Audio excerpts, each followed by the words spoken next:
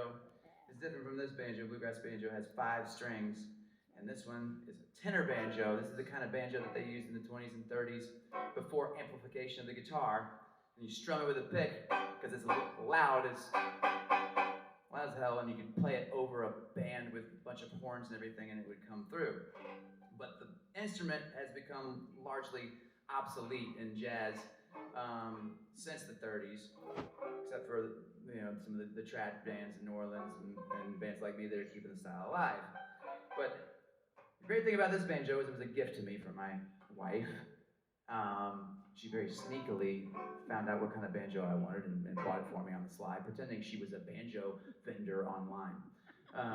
Yeah, she's crazy smart. But this banjo is called a Bacon and Day, and not just a Bacon and Day, but a Bacon Day Silver Bell number 3, Montana Red. Wow.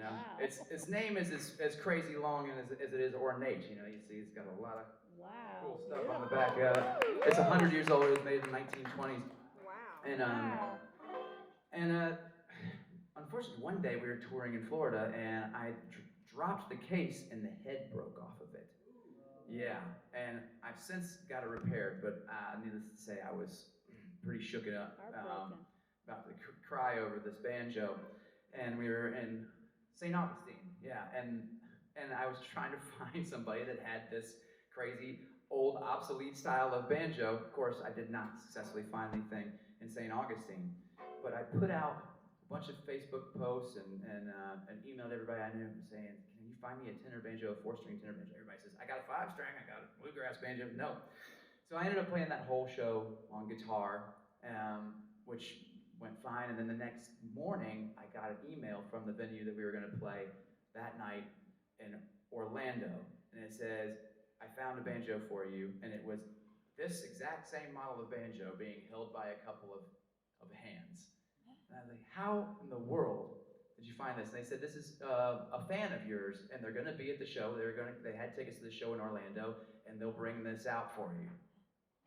Could not believe it. And as soon as I got there, this kid showed up. He was 18 years old.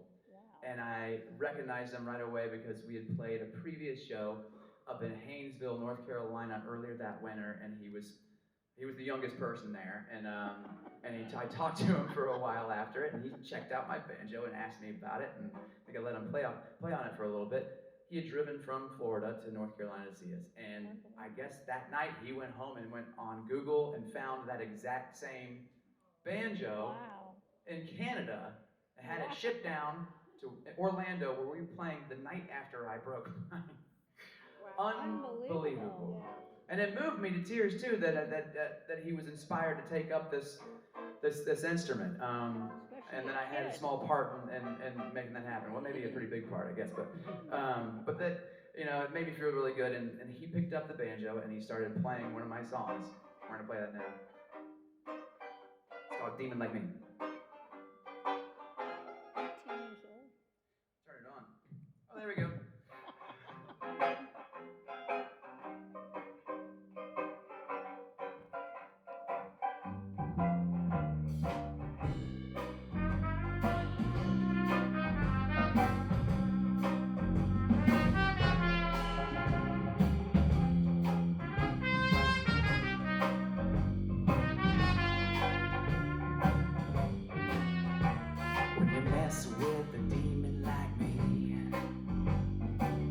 You might regret if you try. Don't be ashamed, you ain't the first to play the game. I'm sure the most will fall in love with your life. When you mess with the demon like me,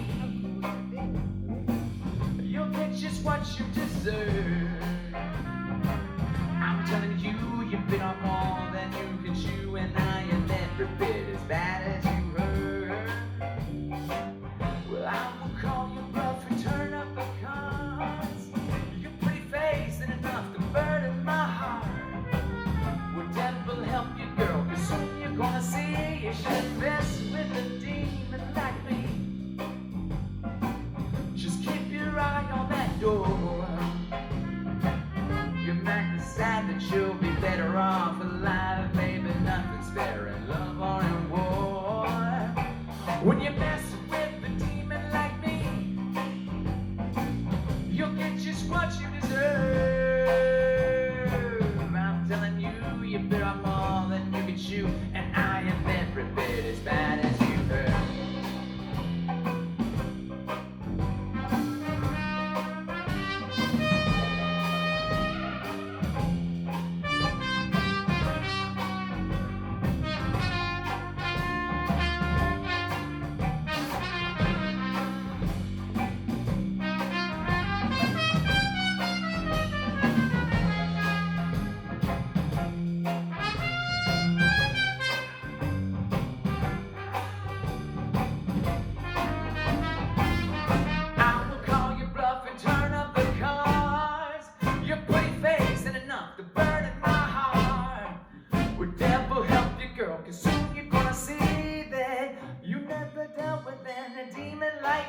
So save your face, save your pride, and save those tears you're trying